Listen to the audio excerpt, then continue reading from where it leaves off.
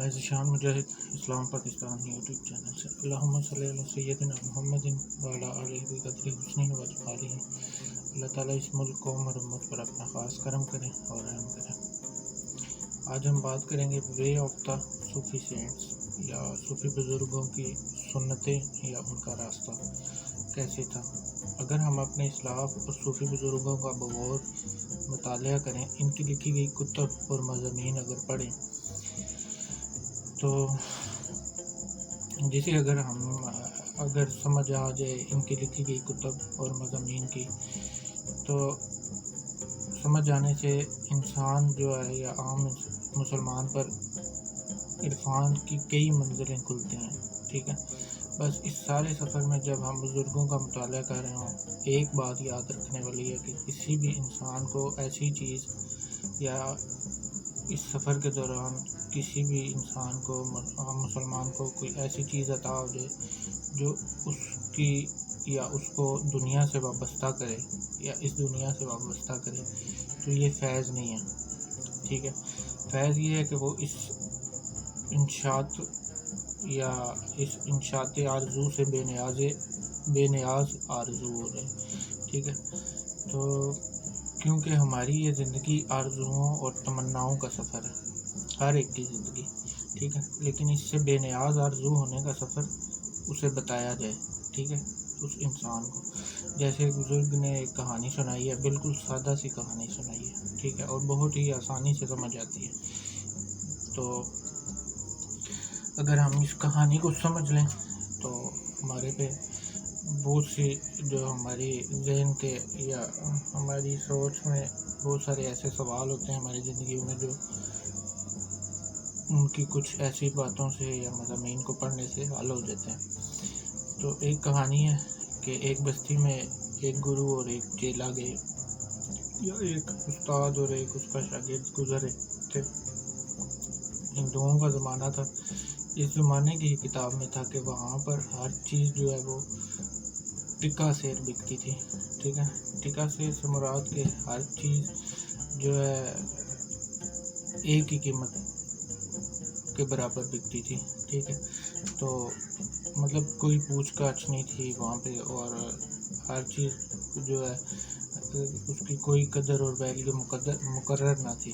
ٹھیک ہے، تو وہی ویلیو جسے اللہ پاک اپنے کلام میں فرماتے ہیں کہ اسی ویلیو کی بات ہو رہی ہے اس کہانی میں، جس کو اللہ تعالیٰ نے اپنے کلام میں اس طرح سے فرمایا کہ سورہ نام میں قُلْ هَلْ يَسْتَوِي الْغَمَّ وَالْبَصِيرُ أَفَلَا تَتَفَکَّرُونَ، کہہ دو کیا اندھا اور آنکھوں والا دونوں برابر ہو سکتے ہیں، کیا تم غور نہیں کرتے۔ تو اسی والیوں کی بات ہو رہی ہے۔ ٹھیک ہے، اب گرو یعنی استاد جی نے چیلے یعنی شاگرد سے کہا کہ تم اس بستی سے کچھ مت کھانا اور کوئی بھی چیز جو ہے یہاں سے نہیں لینا، کیونکہ ہاری چیز جو ہے وہ سستی ہے، یہ نہ ہو کہ ایسا ہو کہ تم پریشان ہو جاؤ۔ ٹھیک ہے، تو یہ بستی دنیا ہی ہے۔ ٹھیک ہے، یعنی اس بستی سے مراد جو ہے وہ دنیا ہے، جہاں کا حاصل جو ہے وہ حاصل نہیں ہے، جو ہمیں اس دنیا میں نظر آتا ہے۔ اگر اس کو حاصل کرنے کے پیچھے لگ گئے ہم یا عام مسلمان ہمارے جیسا، تو سمجھیں کہ پھر وہ اس دنیا میں دی گئی جو اللہ کی نعمت جو ہمیں زندگی عطا ہوئی ہے، ہم وہ ضائع کر بیٹھے۔ ٹھیک ہے، تو اب اس شاگرد نے اپنے پیر یا استاد کی بات نہ مانی۔ ٹھیک ہے، اور اس بستی میں خوب کھایا پیا، یعنی دنیاوی اشیاء سے خوب فائدہ اٹھانا شروع کر دیا۔ ٹھیک ہے، تو اور یہاں تک کہ اپنے وجود میں وہ موٹا تازہ ہو گیا، صحت مند ہو گیا، ہر چیز کی زیادتی ہو گئی اس کی زندگی میں، کوئی بھی شے اس چیلے کی زندگی میں توازن میں نہ رہی، یا نہ توازن قائم نہ رکھ سکی۔ اب کچھ ہی دنوں بعد اس بستی میں ایک قتل ہو گیا۔ ٹھیک ہے، اب وہ اندھیر نگری تھی اور اس کا راجہ جو ہے وہ چوپٹ راجہ تھا، تو چوپٹ راجہ نے فیصلہ کیا قاتل کو پھانسی لگاؤ۔ ٹھیک ہے، اب وہاں مسئلہ یہ پیدا ہوا کہ پھندا ذرا موٹا بن گیا۔ ٹھیک ہے، تو کھلا بن گیا۔ اب انتظامیہ پریشان ہوئی کہ یہ تو اصل قاتل کو پورا نہیں آتا، یا جو پھندا بنایا ہے وہ اصل قاتل کی گردن سے جو ہے وہ بہت بڑا ہے، اس کی گردن کے حساب سے تو یہ کھلا بن گیا۔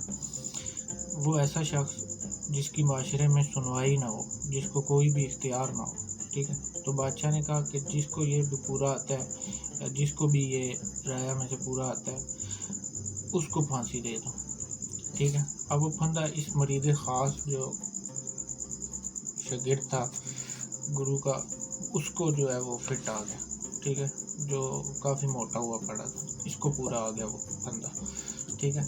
تو جس کو پیر استاد نے اس بستی میں رکنے اور کسی بھی شے سے دل نہ لگانے کا کہا تھا، ٹھیک ہے، یا دل لگانے کو منع کیا تھا۔ اب شاگرد سے غلطی تو ہو گئی تھی، اب اس شاگرد کو پھانسی کا دن جو ہے وہ آ گیا، تو اس نے اپنے گرو یعنی اپنے رب کو یاد کیا اور کہنے لگا کہ مہربانی کریں مہاراج، مجھ سے غلطی تو ہوئی ہے، تو مجھے معافی دے دیں، میری آرزو کا سفر تو مجھے لے کر بیٹھ گیا، ٹھیک ہے، تو اب مجھے کسی بھی طریقے سے جو ہے وہ معافی دلا دو۔ یعنی اسے اپنے گناہوں کا احساس ہو گیا، اور اسے جو ہے فکر آخرت جو ہے وہ لاحق ہوگی، کہ جیسے سورہ زمر میں رب کہہ رہے کہ کہہ دو کہ اے میرے بندو جنہوں نے اپنی جانوں پہ آپ ظلم کیا، ٹھیک ہے، اللہ کی رحمت سے مایوس نہ ہو، بے شک اللہ سب گناہ بخش دے گا، وہ بخشنے والا رحم والا ہے، اور اپنے رب کی طرف رجوع کرو اور اس کا حکم مانو، اس سے پہلے کہ تم پہ عذاب آئے، پھر تمہیں مدد بھی نہ مل سکے گی۔ تو اس چیلے نے اپنے رب کی طرف جو ہے وہ رجوع کیا، تو اس کو گرو یعنی استاد پیر کی شکل میں ہدایت آئی، ٹھیک ہے، یعنی اس مشکل سے نکلنے کی راہ جو ہے وہ سجھا دی گئی۔